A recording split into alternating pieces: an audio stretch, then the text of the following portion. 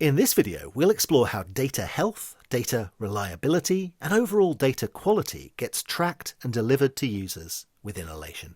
At the heart of this process is the Open Data Quality Initiative, an Alation-led framework that helps integrate metrics from open data quality partners, such as Soda or Big Eye, using an Alation API, and delivering data health telemetry against key business assets within the platform. Once data health has been enabled in your Alation instance by an administrator and at least one rule has been defined, users can view health information for any table to which the rule applies. Let's take a look at this in action by searching for our streaming customer demographics table and drilling into the catalogue page to learn more.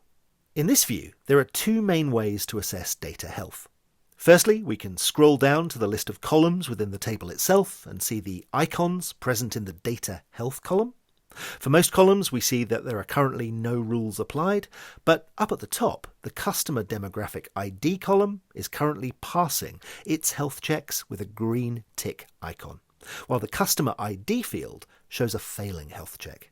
This view is great for a quick assessment of data health, but if we want to learn more, we can head up to the Data Health tab to view data health information for all active rules on this table.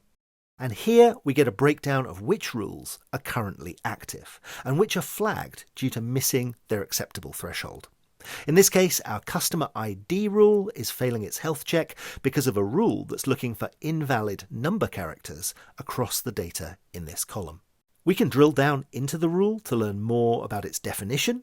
We're taken to an Alation policy document called the Customer Name Validity Rule, and that's part of our overall data quality policies. Once again, richly detailed documentation on how the rule is defined. So in this case, Rule 4175 covers invalid number characters and provides threshold for flagging activities.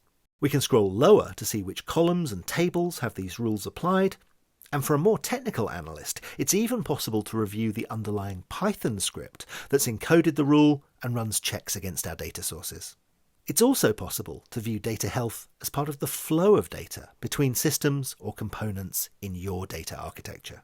If we head over to the Lineage tab for our Customer Demographics table and switch over to a compound layout and full screen mode, I can zoom out to get a clear picture of data that arrives into this table from external sources, such as Azure, and where the data flows next, such as Tableau for reporting. With this view, I can overlay data quality metrics against each of the components in this lineage and potentially spot problems that will affect other systems or users in my organization. Here we see our data quality flag that shows me a single data quality issue on one column in this data source.